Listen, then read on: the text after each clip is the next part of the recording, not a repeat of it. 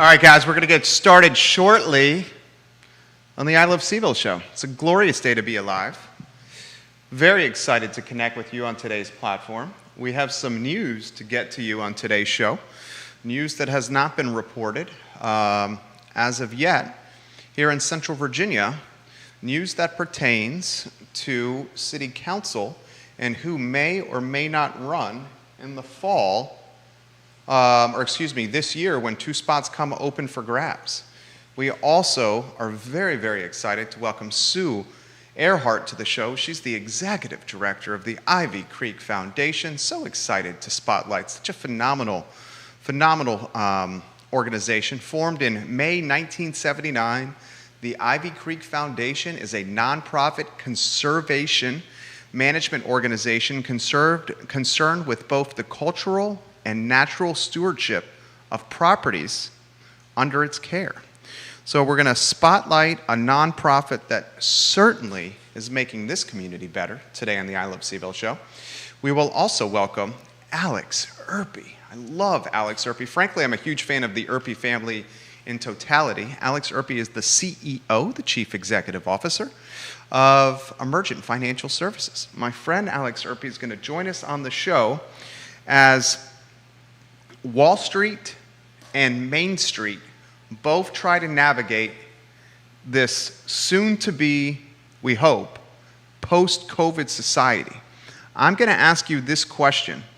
When the governor of Virginia, on Friday at close of business, decided to reverse many of the rules and regulations that have been in play for 13 or 14 months because of COVID, did the governor give big box brands like Walmart, Target, Starbucks an advantage over the mom and pops? Remember, he flipped the switch on Friday at close of business and basically said, go, Virginians. We're ready, we're vaccinated. Big box brands have more financial resources to respond to a late inning announcement like the governor did. Did the governor mistakenly give a big box brand yet another advantage in this post-COVID world compared to the mom and pop? We'll talk about that today on the I Love Seville show. I'm very excited to connect with you guys today. If you could do me a favor, hit like right now, like and share the show, like and share the show. If you have any questions or comments, just put them in the feed and I will get those comments read live on air. Let's welcome so many friends to the program. Hello, Nicholas Erpy. Hello, Nicholas, you social media ninja, you, Nicholas Erpy. Vanessa Parkhill, hello. Nick Vadala, welcome to the broadcast. Scotty Morris, hello. Thank you for joining us. Jessica Harris, hello, hello, hello. We love when you watch the program. Kelly Walker watching the broadcast. And Dan Reiber, hello. We have folks in Nashville, in North Carolina, Atlanta, Central Virginia, Crozet, in Belmont. I love you, Belmont, here in Charlottesville. McLean and Richmond watching the program. Give the show a like and a share.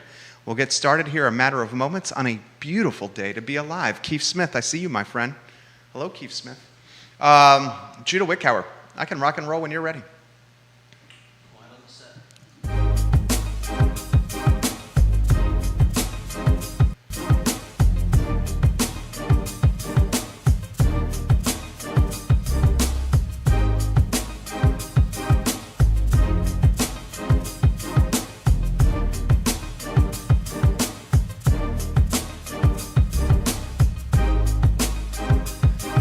Guys, welcome to the I Love Seville show. My name is Jerry Miller. It's good to be with you on a Tuesday. What a glorious day, right? To be alive, to be above the mud, and to be enjoying this wonderful place we call home, this wonderful place we call Central Virginia, Charlottesville, Albemarle County. I love it here. I love connecting with you guys through this platform.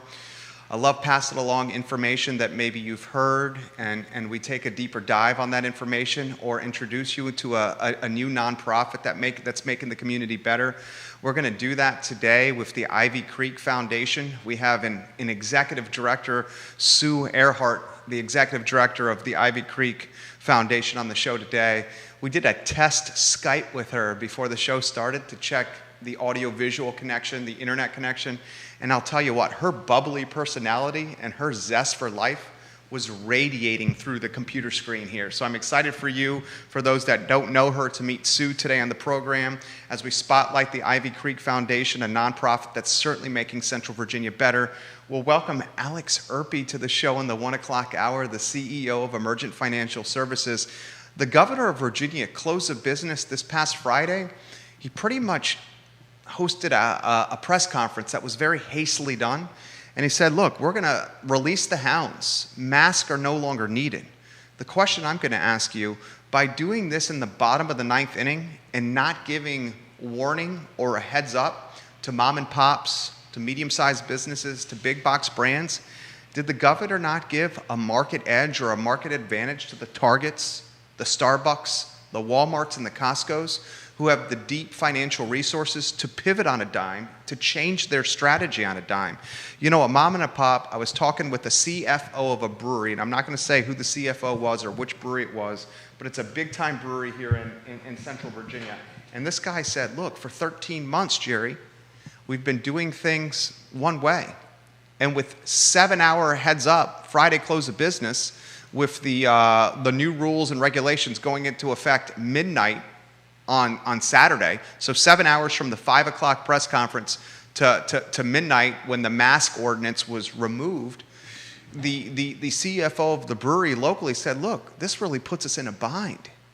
He took away 13 months of strategy, protocol, and planning, and he gave us 7 hours to pivot on a dime, and he did it right before graduation weekend, when we have back-to-back graduation weekends. Remember, this past weekend, it was the 2020 graduation in Charlottesville. So we'll talk about that with Alex Erpy. We'll talk inflation as well. Friend of mine, in between Real Talk, and Real Talk is the show we do Tuesdays and Fridays at 10:15 with Keith Smith. In between Real Talk and I Love Seville, we were talking inflation, and the crystal ball prediction is potentially, $4 a gallon gasoline on the near horizon, with rising inflation due to supply chains that are really tight and constrained. So we'll talk this. Inflation now is not a demand issue, it's a supply issue. I'll let the really smart man, Alex Erpy, explain that to you on the program. We have Mayor Walker news to get to. Mayor Walker hosted a Facebook Live yesterday. We'll replay some of the highlights from the Facebook Live, including her announcement on whether or not she will run for Charlottesville City Council as an independent this election cycle. So that topic we're going to lead with on the show. Judah Wickhauer is our fantastic director, and he's got sound from her Facebook Live yesterday that we're going to pass along. Before I play the sound from Mayor Walker's Live yesterday, I'll kind of set the stage for you. This is probably the most important election I will say, in the history of Charlottesville, Virginia. You're going to have to deal with statue removal, school reconfiguration, a city manager hire, who the long-term city manager is going to be. You have a municipality coming out of COVID, so it's almost like brand new beginnings for the city of Charlottesville after 14 months of ice of quarantine with this pandemic. You got this West Main streetscape, you got a parking garage, you got tough relationships with Albemarle County and the city of Charlottesville, you got affordability issues big time in Charlottesville. Who's feeling the pinch of affordability in this town, guys? I mean, menu prices, gasoline prices, rents, home values, all of it's going up. I'll straight up say this is the most important election in the history of Charlottesville as we get, right off the heels of August 12, 2017.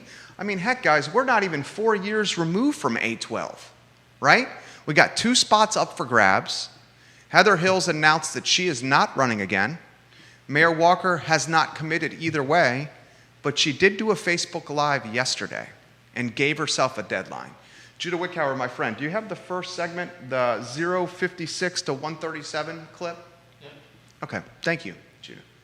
Judah Wickhauer is the compass, the North Star of the show. He's the director. So why don't we play the sound, tag a friend, let them know. You guys should probably hear this. I'm going to play 2 clips from Mayor Walker's Facebook Live yesterday. Neither of the clips has been in the news yet, TV, print, radio, none of them. After this show, which is live on every social media platform humanly possible, Bluetoothing in people's cars through Spotify, iTunes, and Apple Podcasts, after we play these next two clips, you'll see this story in the traditional media cycle. So, you ready? Mayor Nakia Walker, will you run for re-election in the city of Charlottesville? Judah Wickower in 3, 2, and 1. So the reality is that I haven't made a decision about campaigning, running again. And I'm giving myself, as I was sitting here about to log on, because that's generally how things work in my life, until Friday, this Friday, and because I'll probably just say something because I'm talking. But I think giving myself a deadline on Facebook Live will be very helpful. So I'm going to give myself until this Friday. I'll come on this Friday around the same time to let you all know what the decision is. So she's given herself a deadline of this Friday around this time. We'll follow that closely. I think that's news that's been unreported. Deadline is this Friday for an announcement. I'm going to play another longer clip from her Facebook Live where she discusses the difficulty of serving this community. Before I play that longer clip, I want to compliment Mayor Walker on a nice haircut. She got a fresh haircut. It looked really, really good. So compliments to you, Mayor Walker, on the haircut. I thought you looked pretty, and I thought it was very nicely done.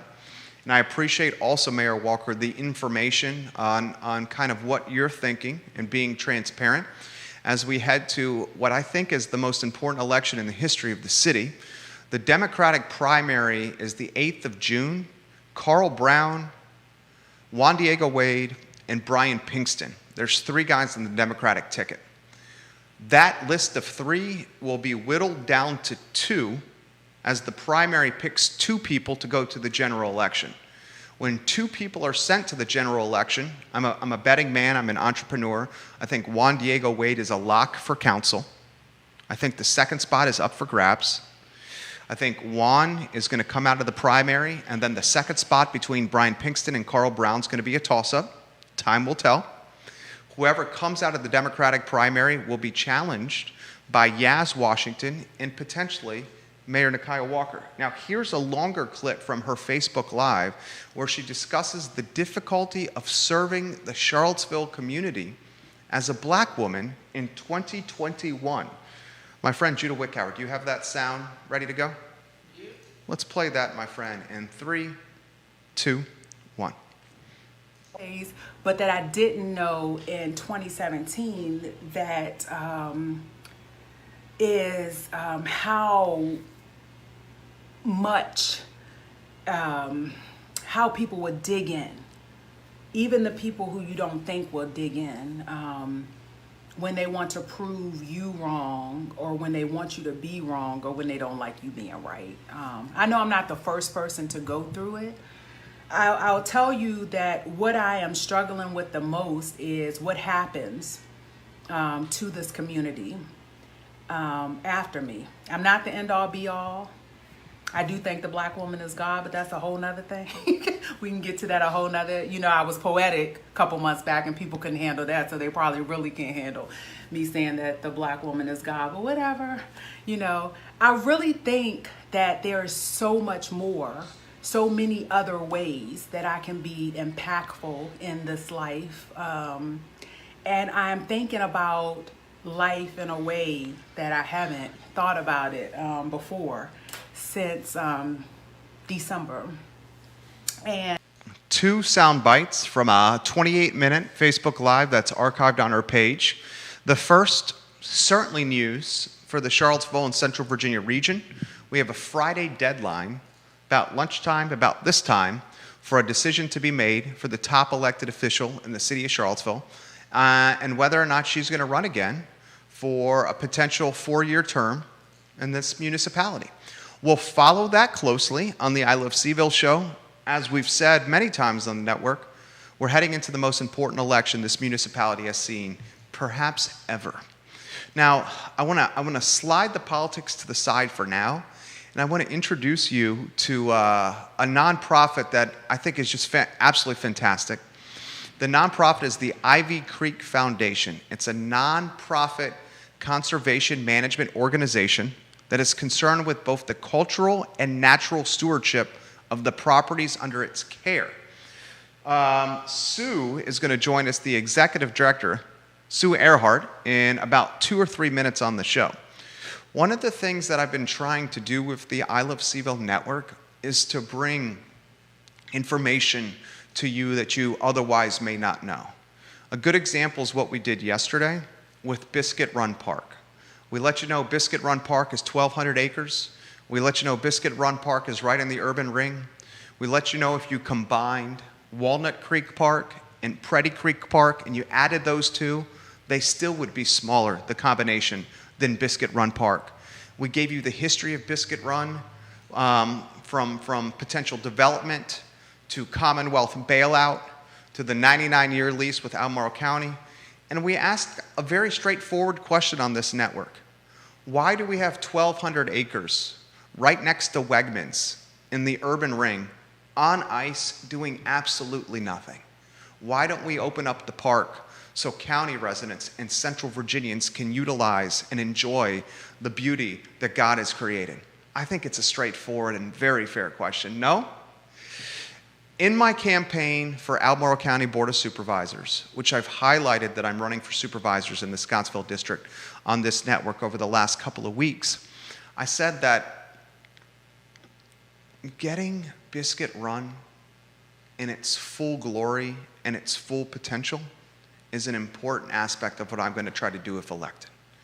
That particular park could easily, because of its location, 64 is right next to it, the bypass right across the street, because of its location, it literally is a park that could appeal to 8, 9, 10 different counties in Central Virginia.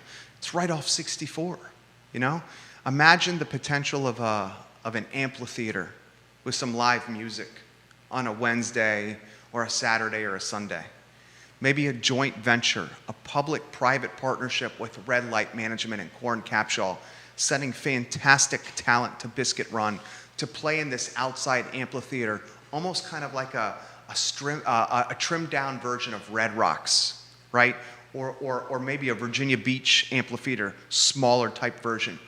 Corn and Red Light can get the talent to come. There can be a revenue share with the county. These are incremental tax dollar opportunities, so we don't have to put more pressure on county residents and ask them for more of their hard-earned money. Biscuit Run Park could be home for soccer, could be home for running, for hiking, mountain biking. It could be an opportunity for us to go after sports tourism. Why don't we have major tournaments from a soccer, lacrosse, baseball, pickleball, and tennis standpoint in this area? Why are there not youth and their parents coming from the Mid-Atlantic to Charlottesville, to Albemarle County in Central Virginia for a 3 or 4 day soccer tournament? I grew up going to those tournaments. I grew up in Williamsburg, the son of an entrepreneur. My brother and I, we played travel soccer, and 2 or 3 times a year, we'd get in the car, we'd get in the family Volvo, we'd pack it up, and we'd go south to North Carolina, to Raleigh, to Charlotte, somewhere in North Carolina, and Mom and Dad would spend some money and we'd play soccer and then we'd leave and we'd have a good time. Why doesn't that happen more here? These are incremental opportunities. So Biscuit Run is something that I've really been trying to emphasize. Another option, another important aspect of the campaign is understanding stakeholders in Central Virginia. One of the reasons I made the announcement so early, I want to get to know the stakeholders that are committed to this community and committed to making the community better. Sue is one of these people. Judah, I'm going to reach out to her now. I'm excited for you to meet the executive director of the Ivy Creek Foundation and get to know what these folks are doing. J-Dubs, I have her on the line. Sue, you are live for our heat map says 5 different states right now in a handful of cities in the Commonwealth. Before we go anywhere, Sue, and talk about your phenomenal nonprofit, how about an introduction to you, Sue? Well, thanks, Jerry. I'm so excited to be with you this afternoon. Thank you so much for inviting me. And, well, a little bit about myself. I grew up in Michigan, in northern Michigan, and then went to East Lansing and went to Michigan State and got a degree in environmental studies. Go Spartans! That's right. Go Green. Looking forward to football season. And so then I have a degree in environmental studies, and then decided I was working in the area and actually started my career in Detroit. And so worked in Detroit trying to work with the Detroit Public Schools and help kids there raise their science scores, and had a lot of fun doing that, doing urban conservation work. Did that for about 10 years. And then I went on to D.C., worked for an urban forestry organization and did conservation work there, have a master's degree in environmental studies. And then I found my way to the Valley and came here about 3 years ago. And then a little over a year ago, heard about this incredible organization called the Ivy Creek Foundation. Had not heard of it, never been to the Ivy Creek Natural Area, and thought I'd want to share my talents here. And so now I've been here a little over a year and loving it. This is the toughest question I'm going to ask you. How does Detroit compare to Charlottesville and Albemarle County? Totally different. Love both of them. Totally different for different reasons. Always be a Michigander at heart, but love Detroit and what they're doing there, doing incredible work. But also love the work here in the Charlottesville area, Albemarle County. Totally different, but both beautiful places with beautiful and wonderful people. So you've been in the area for about a year? Yeah, I live in Augusta County and been here for about 4 years, but been with Ivy Creek for a little over a year. Well, on that note, how about the introduction to the Ivy Creek Foundation? You can find them online at ivycreekfoundation.org. We're streaming Sue's appearance on their Facebook page as well. I'll tell you, we already have questions for you, Sue, that we need to get to. Before we get to these questions, just give us an introduction to the foundation. Sure. We were started in 1979, but our story really goes back to 1840 when an incredible person named Hugh Carr was born actually as an enslaved person in Albemarle County. And after emancipation, he was able to purchase a farm and create Riverview Farm, and his name is Hugh Carr. And he and his descendants, he actually was one of the largest landowning African Americans in our community at the time, and his family had this property for a century. It is now on the National Historic Registry, Riverview Farm, and it's actually part of the Ivy Creek Natural Area. And so the foundation was created in 1979 as the local arm nonprofit as part of that. And so our mission is really to honor the land and to bring people onto the site and learn about Riverview Farm and the incredible natural area. We have a 219-acre natural area with 7 miles of trails that never closed during the pandemic. And so you can learn about our incredible cultural and natural history just, a couple miles from downtown Charlottesville. That's beautiful. In a nutshell, is the Ivy Creek Foundation kind of encouraging or showcasing Central Virginia and its residents, how quality of life can be improved upon while being outside and enjoying everything that's green in our community. Is that it in a nutshell? Gold star, Jerry. That's right. Thank you, Sue. Tell me about the Ivy Creek Natural Area land and your goal to connect the community by fully integrating the unique and exceptional story of Riverview Farm into the Ivy Creek Foundation's mission, which is one of your goals that I'm reading on the website right now. That's great. That's from our brand new strategic plan. That's great. So we actually have thousands of people who visit us every year. And the irony of the pandemic is we actually had our highest attendance rate. We were up 30% from before we were with the pandemic. Again, because we never closed, we were outside, you could social distance. And so, as you know, getting out and about is such a wonderful, healthy, physical and mental health for that. But as part of that, it's also connecting people to this incredible cultural history that we have at Riverview Farm. So it's really coming together to show people the incredible outdoors as well as the cultural history we have at our site. 30% uptick during COVID? That's right. That's amazing. That's right. I mean, it seems like a lot of the outside activities, I mean, bicycle riding is off the chain right now. Golf is finding a new life because it's outside. Tennis, pickleball finding new life. Mountain biking finding new life. A 30% uptick. How do you capture those extra eyeballs for the betterment of the foundation? Well, doing things like this are really exciting. We also have a newsletter that people can sign up for. It's free. We don't sell your name anywhere. It's just to keep engaged with that. We have a monthly newsletter. We also have online programming. So before the pandemic, we really had hands-on programming, and we're hoping to get back to that soon. And especially this summer, we work with thousands of school kids every year, bringing them out to the site, getting them. But we also have online virtual tours that they can go to the website to do, and other programs for kids of all ages on our website. So Jennifer Kraling is watching, and she lives in Crozet, and she says this: Jerry, thank you for having the foundation on the show. They're doing wonderful things.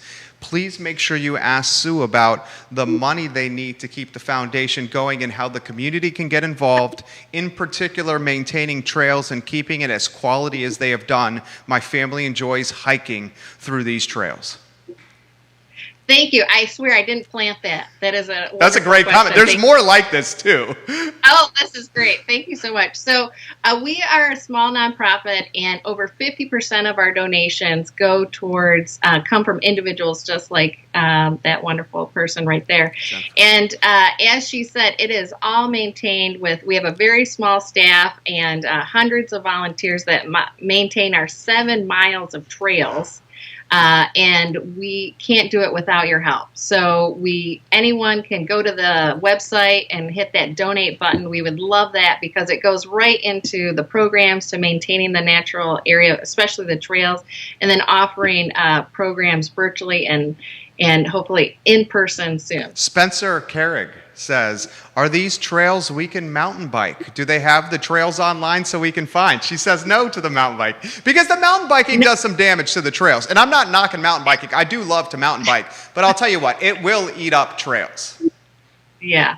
So we are a natural area. We are not a recreational area. If you come to our site, we do not have picnic tables. We don't even have garbage cans because we were created for this natural and cultural site. So you are welcome to come, but when you come, you have to take out your own trash. So whatever you bring, please take it with you.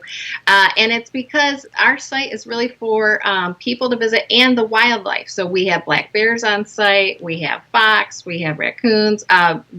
We have a heron rookery that is just beautiful there. That we have a lot of birders going with their big binoculars checking out the herons right now. And so it's really for people to walk the trails. We do have for some folks who aren't able to, that have mobility issues, we do have part of a paved path that you can bring folks who need to be mobile on wheels to do that and see that. And we have a bird watching station for that area. But great question. Yeah, no mountain bikes, no dogs, fishing. It's really to view the wildlife, and whatever you bring, please take out. Sue Earhart's our guest. She's the executive director of the Ivy Creek Foundation.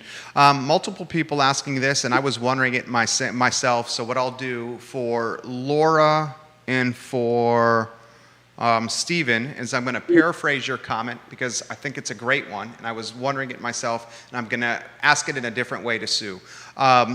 Albemarle County help in any way with the foundation? Yeah. If so, how?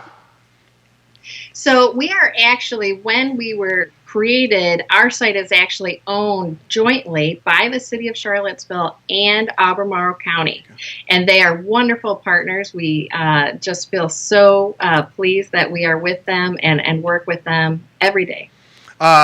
So funding, besides fundraising from private citizens and donors like myself and those that are watching, what are other sources of funding? How can we improve upon it? I mean, let's cut to the chase. Every nonprofit needs more money right now. It seems like Charlottesville and Albemarle County is the nonprofit capital of the East Coast. I mean, there are nonprofits on every corner in this town, and there's only so many dollars that go around, right, Sue? I know, and there's so many worthy causes, especially now with our economy and people really hurt with COVID. I get it. You know, there are people with some really life-threatening issues out there, and we have such a generous community that we are supporting. I think that we have over 800 nonprofits in this area. But if I have to say, why should you give to us? I would say that we are helping with that community spirit and life by, providing this space where people can come and, learn about this natural area. So we do have funding from individuals. We are constantly writing grants, working with partners to do. One of our partners is actually Wild Birds Unlimited. They're a wonderful corporate sponsor. We have corporate sponsors that we work with that help us in our many programs. So any different way, I am trying to raise money to keep the wheels on the bus and keep us going virtually, so to speak. But whatever people can do, we would sure appreciate it. Bethany is watching. She says, Jerry, I'm a mom of 3. Make sure you bring up field trips with your guests. 2 of my kids have gone on field trips at the Ivy Creek Foundation, and they have loved it. Ask your guest about field trips. Well, we're hoping to start that relatively soon. Yeah, so we, before the pandemic, engaged with thousands of kids of all ages. We have a program called Little Naturalists where kids who, starting at 3, could come and do a walk with their families. We did thousands of school children come and see the natural area and learn about the cultural history. So yes, kids are a big part of, because as we know, kids, once they get outside and learn to love nature, they're going to grow up to be that adult that loves nature as well. So we are all about that, creating that site for them to come. And thank you so much. I love your callers. Thank you. And you're so much for your support. Oh, they seem to love you as well. So on the website, it says Ivy Talks. Tell me about Ivy Talks. Ivy Talks is an activity that we do primarily in the winter, and this year we moved them to virtual, but we have on a Sunday afternoon where people could go online this winter and learn about different natural and cultural sites, topics that we had pertaining to our organization, and we had a lot of fun. We had one person who looked at the historic maps and aerial photography of our geographic area and talked about how it changed from Hugh Carr's time to what it looks like today. We used to not have a reservoir, and now we have a reservoir. We didn't have Earlysville Road, and to see how the farmland changed in land management, and that was fascinating. We also did a topic on bluebirds. That was really fun, and talking about how to promote bluebird habitat in our area. And then we had our finale was talking about Riverview Farm and how we're protecting that. It's a National Historic Site, how we're trying to, have the community engaged. Working with the descendants of Riverview Farm is very important to us, and how we're doing that. So if you're interested in any of those Ivy Talks, again, you can go to our website. They're recorded, and you can listen to them and watch them at your leisure. So we're going to start that again in the fall, and we'll probably have a hybrid model of some will be virtual and some will be in person. And so just stay tuned. That's why you need to sign up for the newsletter so you can find out when the next one is. ivycreekfoundation.org to sign up for that newsletter. They won't sell your information. They're only going to give you great news through that newsletter. Sue Earhart's our guest. She's the executive director of the Ivy Creek Foundation. A couple of folks are asking, including myself, what is the radius of people coming to the trails and to come into the park? I mean, how far are people driving to enjoy this? Do you track that stuff? We don't. That is a great question. I can just tell you, before the pandemic, we, as a I'd look at license plates and where were people coming from, and they were coming from all over the East Coast, and so that was really exciting to see. I hope this summer, as things are opening up, we'll see that again. But yeah, I wish I had that information. I don't, but I can just tell you that I think people from all over are coming, and word of mouth is our great way to get the word out. So please tell people about us, and we would love to have you come out and visit our site when you can. Couple more minutes here, guys, with Sue Earhart, Executive Director of the Ivy Creek Foundation. I'll throw this to you. How the word for 2020, it's almost turned into a cliche now, is pivot. Everyone in some word or the other had to pivot what they were doing because we were in the midst of a time that we'd never experienced before. How did you guys pivot? Well, my staff and I were just laughing about that about a month ago, because when we closed down the buildings in March of last year, we said, "Oh, we'll just grab things for a couple weeks and then we'll be back." And I'm still talking to you from the basement of my home. We're hoping to open up the building soon.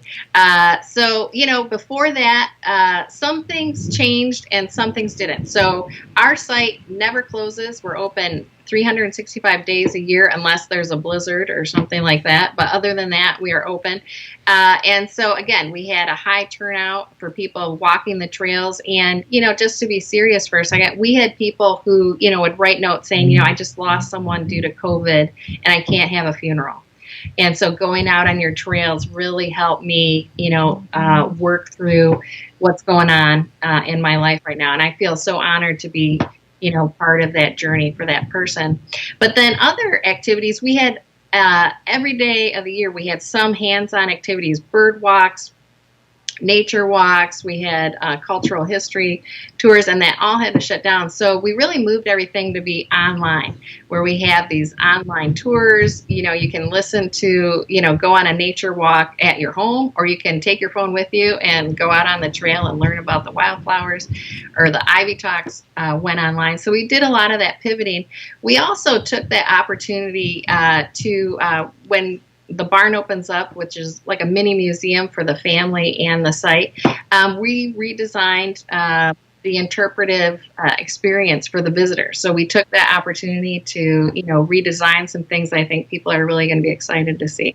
All right, well, final question for you. And why don't so we're positive people. I can tell already that you, I said this in the beginning of the show, that you have this zest for life. You're smiling constantly. You obviously enjoy what you do. And I find you contagious to be around, and we're talking through a computer screen. So how about we closed on this? How fortunate we are to live in an area like this with so many options to enjoy and do something outside. We started the show with some insight, background on Biscuit Run. I love Walnut Creek. I love Preddy Creek. I love O Hill. I love going to your spot. We spent a lot of time outdoors. Maybe some personal perspective or some perspective that you've accumulated about how fortunate we are here in Central Virginia. We are so lucky that we have these beautiful spots that, are free and open to the public, that people can visit every day of the year. I've, lived in different parts of the country where that isn't true. Was that Detroit? Is that Detroit? No, other parts. Okay. Yeah, Detroit has a lot of great resources for the outdoors as well. And so it's really been lucky. I think we are very lucky to learn about this natural site, and then, that it's also a cultural heritage site. We have a lot of great history in our back doors, in our backyards that, really pertain to the community, and we have to know our history so we can move forward. And so I feel really lucky that the Ivy Creek Natural Area is this wonderful balance of this incredible, beautiful natural site and then this cultural heritage that, everyone in our area needs to understand the incredible legacy of the Carr-Greer family and the impact they made in our community, that we are able to enjoy the fruits of their labor today. You rock. I am going to keep your email and your contact information handy. I've thoroughly enjoyed these 20 minutes. And if you guys ever have anything where you want a call to action or some attention or an event or something that you need to get out to the public, please think of us. We will welcome you back anytime you single, anytime you want. I love it. Thank you so much. Get ready because it's going to happen today. Hey, I'm ready. I wouldn't expect anything else. You have a good one, Sue. Take care. Take care, everybody. Bye, Be Sue. careful. Sue's great. Sue is the executive director of the Ivy Creek Foundation. I'm going to get to Alex Erpy here in a matter of moments. Before I get to Alex Erpy, something about being outside, right? Something about being outside, whether hiking or walking or in a swimming hole or on a mountain bike or playing a racket sport, golf, basketball. Something about being outside really, like, I don't know about you guys, but it really resets me. The sunshine, getting a little sweat, getting some of that energy out, pent up energy. And now the spring in Central Virginia, the spring in Central Virginia, coming out of COVID, when we've been quarantining and inside more than we want, it's going to be a beautiful time for this community. A really, really beautiful time for Central Virginia, I think the remaining part of 2021. Judah Wickhauer, I'm going to reach out to our friend Alex Erpy. We'll talk markets. We'll talk inflation. We'll talk what could be a further divide between Wall Street and Main Street. Alex Erpy, good afternoon. I'm doing well, my friend. You said, so you say something all the time that resonates with me that I generally leave thinking about. I try to get a lot of people on the show that are way smarter than me. You embody that and just learn. Let's talk about what you said after Today y Mañana. And he hosts a show on the I Love CVille Network, co-hosts a show with Xavier, maybe Michael. It's called Today y Mañana. It's presented by Emergent Financial Services. You said after the show, the inflation we're dealing with is not a demand issue. Mm-hmm. Walk me through that. So there's really it's basically there's two types of inflation, right? One is when there's too much money chasing too few goods. That's your classic definition, right? So that's, the economy is doing so well, all this money pumped in, people want to go spend it, and there's not enough goods, so the price goes up. What I think we're seeing here is rather different, because I don't think anybody would argue that the economy is back, over 100% back from COVID, such that we have this issue of too much demand. I think what we're seeing is a bit of a supply issue, in the sense of you have a lot of big companies, producers, that they're trying to churn out product, right, after having shut down their factories and reduced the size of their workforce. And because of the combination of the labor shortage and the difficulty of getting these things up and running again, they're having difficulty meeting the supply needs. And once that happens, the price goes up, because you have a shortage of supply and the price goes up. Because you look at last week we were talking about wood, we've talked about aluminum. You look at a lot of what we're seeing, and then you go back down the trail, and you start finding the articles. Oh, well, we can't turn out as much aluminum as we thought. Oh, the lumber companies aren't able to put out enough lumber because there's a shortage of workers in their industry. So you begin to look at it and you see that there's a supply issue, which on the one hand, that can show the kind of stringent, like, skyrocketing inflation that we've seen. That's how you get a 0.8% month-to-month increase in inflation. But I think on the flip side, that's what lends us to think that it may be more transitory, because once those supply issues get worked out, then you look back to the rest of the economy and say, is there really enough demand that I'm worried that we're going to be looking at inflation for 1, 2, 3 years down the road? Which type of inflation is easier to manage or come out of or be successful upon? So I would suspect it's typically the former, the supply side. And the reason I say that is, so supply side can be very dramatic when it happens. It can make things very difficult in the interim. But on the long term, what the solution is, in the sense of, we know that it's companies being able to restart the supply chains, getting people back into the labor force, being able to put out their product.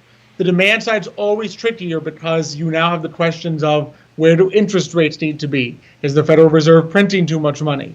Is the United States government borrowing too much money? There's a lot of fiscal policy is what the government does. So that's stimulus packages, taxation, and then monetary policy is what the Federal Reserve does. So that's printing money, interest rates, and both of those impact the other side of inflation. So there's a lot more that goes into it and a lot more of a lag. So people, I think, we often suspect that, like, when the Federal Reserve makes an interest rate decision, that the impact is instant. And for the stock market, it can be. The stock market reacts instantly, but the economy as a whole does not. You can sometimes go a year before you see the impact of a Federal Reserve decision. So that makes it really tough to be able to say, well, how much is too much? If interest rates need to go up a little, by the time I raise them 3 times, have I gone too far? If I've kept interest rates too low for too long, I may not know that for 1 to 2 years down the road. So that's a lot harder to deal with just on a solution perspective.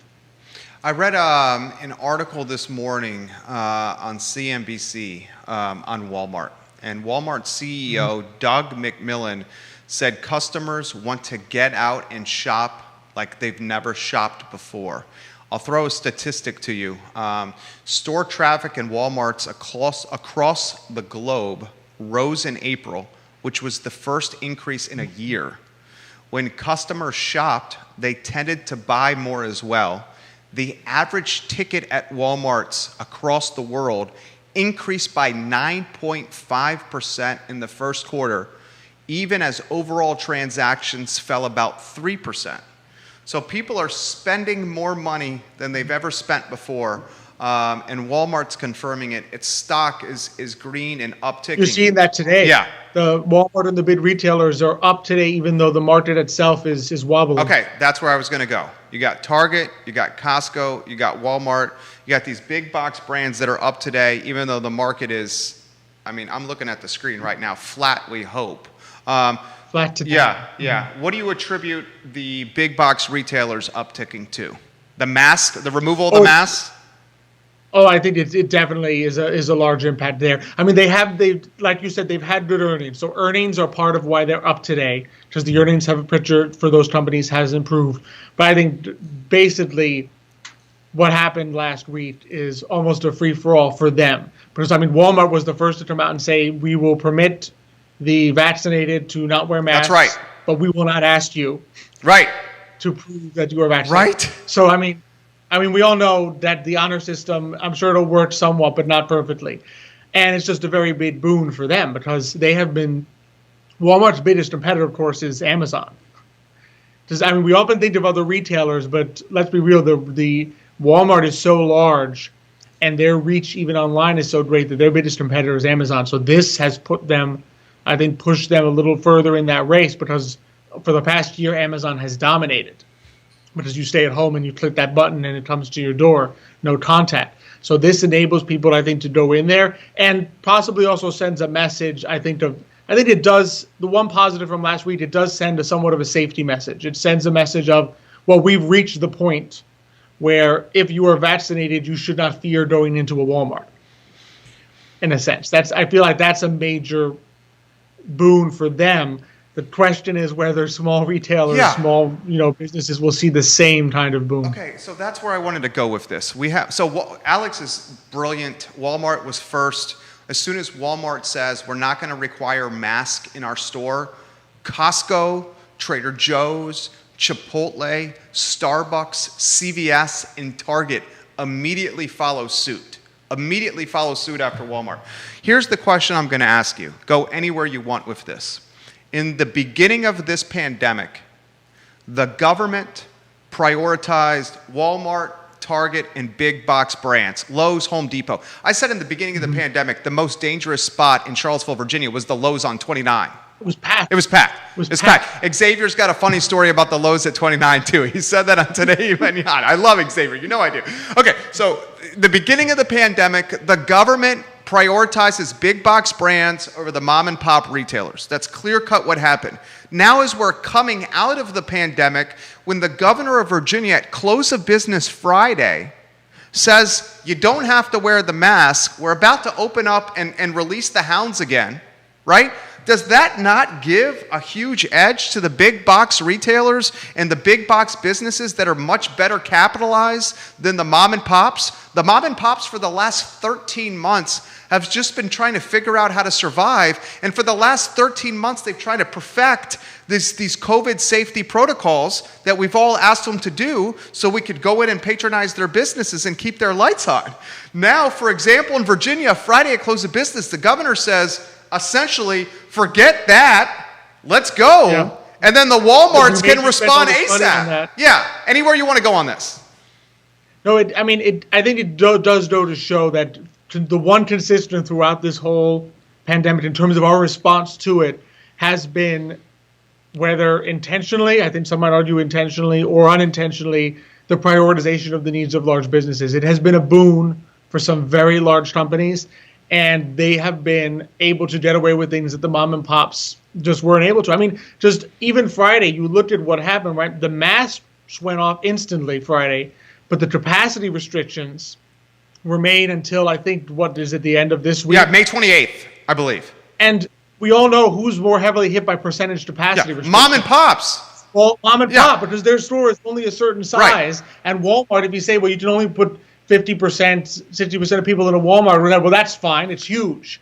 We can still have tons of people coming in and out. Whereas sometimes in the downtown mall, you'll still see a mom and pop shop with like a line. I've seen like a line outside the door because they have to wait for one person to leave before another one comes in.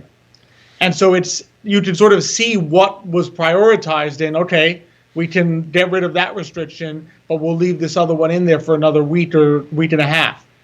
So you can sort of see where that's going. And it is going to be challenging, and I think it's going to be challenging for small businesses to manage people's expectations, because people don't expect more from a small business than they would from a Walmart. Yes. I think, and that's my fear, because I think Walmart, people just tend to have an idea, well, you just walk into a Walmart, you get what you need to do, you leave. And a small business, people don't expect, well, are you sanitizing still? Are you still letting too many people in the store? That people don't think twice of when they walk into a Walmart. Almost similar to what I've been saying since the beginning of the pandemic, where you could see which types of restaurants people instantly gravitated to the moment they had to do takeout.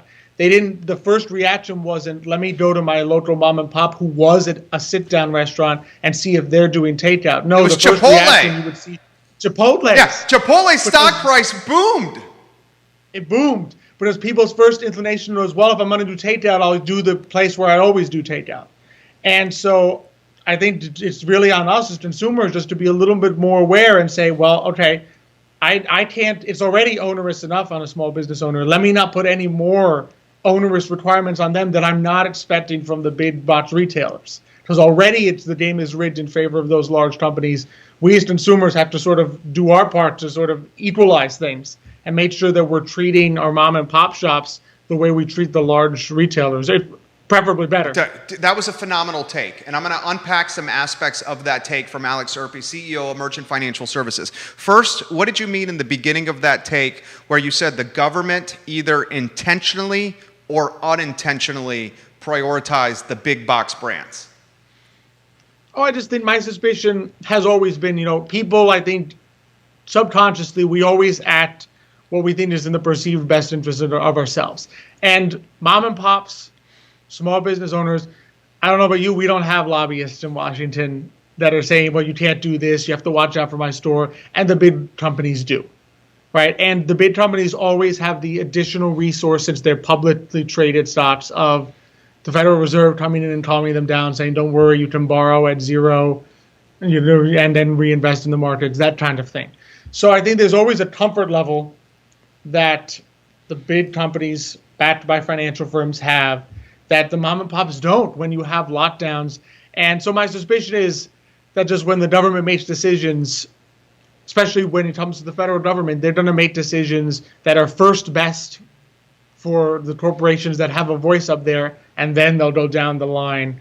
And the mom and pops were sometimes last on that scale of priority. The second thing I want to unpack is, and this is a human, there's no right answer to this. It's a human behavior, social behavior type of topic. You can have a man, a woman, a family, whatever it may be, a person, walk into a Walmart, a Lowe's, a Target, a Costco, now all mask-less environments. They can do their shopping, groceries, toiletries, clothes, whatever it may be, and they leave. They're fine with crowds, people without masks, not asking questions about sanitation, just going up and down the aisles as they've always done. Those same people go into a restaurant that's owned by someone in this community, and does this table clean? Why does that person not have their mask? Much more questioning, or much more distrusting, or much more police-esque. Why do you think that is? Do you think it's because they don't know who the person of accountability is at the local Walmart, but they do know who the people of accountability are at the local mom and pop? I think just partly that. Partly, I think just I think as human beings, we tend to compartmentalize things. In other words, well, this I have to do so it's safe. This, I don't know, might not be safe. I mean, we saw this very frequently. This was often a topic when it came to like houses of worship, in the sense that you would walk into a Walmart with a bunch of people, and then a house of worship would have like a 10% capacity restriction, and you would sit there and say, you're masked up and like you're literally 6 feet apart from everybody. You're probably safer actually in the place of worship than you are in the Walmart. But we just tend to compartmentalize things of saying, well, that doesn't sound safe. That one sounds like, well, I have no choice but to get my grocery shopping done. Whereas I do have a choice if I want to go to a restaurant or not. And I think just the pandemic and the shifting, just the shifting science, the shifting regulations and recommendations we get just adds so much confusion that people will just compartmentalize and say, well, all right, I have to do the grocery, don't have to do this, don't have to do that, and therefore I can't really worry about whether it's safe to do my grocery shopping, but I can worry about whether it's safe to go to a restaurant. And unfortunately, because, let's face it, a lot of mom and pop shops, when there are no mom and pop grocery, like essential qualified businesses, a lot of them have been driven out by the Walmarts. So what you have left with a lot of small business owners is what you call like retail, things you really enjoy, but don't necessarily like need to survive. You don't have to go to a restaurant to live. Whereas at some point you got to buy groceries somewhere from a Walmart, a Trader Joe, a Whole Foods, a Kroger to survive. So I think part of the challenge there is that so many small businesses have gravitated to retail, just in terms of, I don't want to call it luxury, but have a good life, like enjoy specialization and things that people put their passion into, making paper products on the downtown mall, or stationery stores, card stores, restaurants are the big one, obviously, and they put so much passion into that. But when something like a lockdown comes in, that's not the first place people go. Just the first place people go is, well, if I'm scared to go out, I'm only ever going to go to a grocery store, and there aren't a lot of mom and pop grocery stores left. This guy is bright. Alex Erpe, CEO of Merchant Financial Services. Final question, and then let us know what's going on with Today y Mañana on Thursday, because you got big plans here. Absolutely. What is your prediction for the Central Virginia economy for the rest of 2021? Rest of 2021, I mean, I do feel pretty optimistic, I have to say. Is that because you're an optimistic guy by nature, or do you actually are? Because you are an optimistic guy by nature. You're a glasses half full guy. I'm a little bit optimistic by nature, but I just looking. The reason I feel the way is that I feel finally the messaging has matched what I think is the facts on the ground. Because part of what makes you optimistic is obviously Central Virginia is, like I said last week, over 50% vaccinated. At least Albemarle County. I should clarify, Albemarle County, Charlottesville, over 50% vaccinated. So that lends to the level of comfort that people have to go out. Now add to it that I think the messaging coming from people in charge is matching that fact and saying, yes, you can feel safe again. Doesn't mean you have to take no precautions. I mean, we should never go back to like not washing your hands or anything like that. But it's good to see the messaging saying like, yes, this fact is good. It's good that over half the county is vaccinated, and you should feel safe about that. You should feel safe to go to these places, particularly, I mean, if you are vaccinated. You should feel safe to do this. And I think having the messaging now match that will provide a lot of consumer confidence. And I think going forward, I think as that happens, maybe we still need to do some of the messaging, right, in terms of the labor shortage part, what needs to happen to really encourage people to go back to work to solve that labor problem. And I think as long as we in Central Virginia have a lot of patience, I mean, don't be going to restaurants and getting mad because it's taking a little longer. Think about the fact that, hey, there's a good chance the person who owns this restaurant is in the back. Yeah, they got half their staff. They can't find, exactly, because they can't find the staff. So patience, being kind, being understanding of what small business owners are still going through, because a lot of the help that they received was loans. So they're still paying off some loans. It's not as though everything was free money that flowed into small business owners. So they're still paying back some of these loans. They still have a long way to go. And there's a lot of headwinds still against them. But as long as we're patient and we get that confidence back, I do think Central Virginia is in a really good spot just coming out of this. Better than the last 6 months of 2019? Oh, that's tough. I'm not sure we're 100% back yet to that. Part of what I'm hoping is that sort of the pent up of not having done anything for a year will really sort of explode at some point, and people will really just feel super confident to go up. That's my hope. Maybe that's my optimistic nature. That's my hope too, Alex. Gosh, I hope that's the case. It's so hard to judge human behavior, but you just trust that people. One thing I will say is this community, I think, really does care about, like, consumers really do care about the small businesses here, and I think that's a big plus that not everywhere has. Amen, brother. Amen. Today y mañana on Thursday. It's going to be a lot of fun. So we're going to have, on the one hand, it's going to be all about entrepreneurship on Thursday. First, Xavier and I, we are going to talk a little bit about ESG because we've had some great questions about environmental, social governance investing. Was that Vanessa Parkhill's question? From Vanessa And she's Parkhill. watching right now. Vanessa Parkhill, your question's coming up Thursday at 10:15. You're going to get to your question right at the open with Today Mañana. Xavier and I are going to answer that question because it's a great question. And then we're going to have on an entrepreneur who's Lexi Hutchins. She just opened Morehouse Studio. It's a pottery studio here in Charlottesville. So talk about like really things that he knows. He just started it beginning of this year. Wow. So we're talking someone who started in the pandemic, not like just right before. Starting it, going from, and so many great stories coming out of pottery classes, learning to work with your hands. So we'll talk entrepreneurship starting in the midst of this. And then we're going to talk a little bit with... his name is Andrew, and he's with the Code Building, the Center of Developing Entrepreneurs. So we're gonna ask him a little bit about what's up with that building, because I mean I've seen it coming up, and I feel like I could learn more. What's up there? What are they gonna do for entrepreneurs in the community? How are they gonna react being such a big space? Will they help retail? Will they, how will they work with the community that's here? So we'll ask him some of those questions and get his thoughts on that. So I think it'll be two sides of entrepreneurship in the community, one from an entrepreneur and one from a space that hopefully will help encourage some entrepreneurs. Dude, that show is going to be amazing. 10:15 on Thursday, Emergent Financial Services, Xavier and Alex Erpy on this network. Vanessa Parkhill, right out of the gates, they're going to ask you that question, or answer that question that you asked. Thank you for passing that along to us. My friend, I will see you on Thursday. Yep, see you. It's been a pleasure. Have a good one. Say hi to everybody.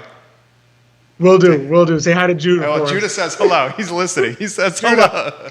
Judah says hello, and he's smiling. You got Judah to smile. Bye, Alex. There you go. Have a good one. Judah Wickower is our director. I like that guy a lot. Judah. I like Alex Erpy quite a bit. He's a good guy. He really brings some good ammunition to the show. The Code Building is the old ice park. Joffrey Woodruff owns the Code Building, the hedge fund titan who's across the street from me right now. And Joffrey's the hedge fund founder and titan behind QIM. He bought the ice park, and he's going to utilize the ice park for the Center of Developing Entrepreneurs Code. Some of the businesses that he's invested in will be housed in this building.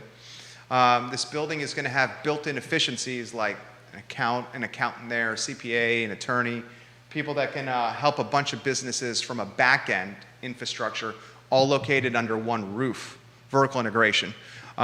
Bill Chapman, who is the co-owner of the SIVO Weekly, Bill Chapman also owns Oakhurst Inn on Jefferson Park Avenue. He is one of the I guess you would call him upper management for the code building. And he posted a couple of days ago, about 6 days ago, in fact, he said, I have an opportunity for an experienced person or team to run a high-end turnkey coffee wine bar in the lobby of the code building downtown, opens at the end of August. Flexible financial arrangement for the right operator who brings sophisticated offerings to this marquee project. And then he put the phone number in. So this building is going to be pretty dynamic. I mean, coffee shop, wine bar, home to a lot of people, offices to a lot of big businesses and people. If you check the downtown skyline, you'll certainly notice the building. I think it's going to be beautiful, the renderings I've seen. I think it's going to be a great addition to the mall. Coming out of COVID, if we can get more folks working in these 8 blocks that are the heartbeat of the city, the downtown mall, it's going to be good for all the businesses that are around the mall. The businesses downtown, they have the customers Thursday and Friday and Saturday. It's the Monday, Tuesday, Wednesdays that determine really true profit success for a lot of these businesses on the downtown mall. Good show, Judah Wickhauer. I'm very grateful for you being a part of this program. I want to thank Sue and Alex. Keith Smith says he has treats for Liza the dog from Patty Zeller. Oh, and he also has the restroom key in his pocket. Keith Smith, there he is right there with the restroom key. He's outside. We have a locked hallway key. Kelly Lewis, thank you for joining us. And he's got treats for Liza. Keith Smith's the star of Real Talk. I love that guy. Kelly Lewis, welcome to the show. Love when you watch the program as well. That's the program. Great day to be alive here in Central Virginia. My name is Jerry Miller. Thank you for joining us on the I Love Seville show. You guys have a good afternoon. Take care. He's got the keys over there.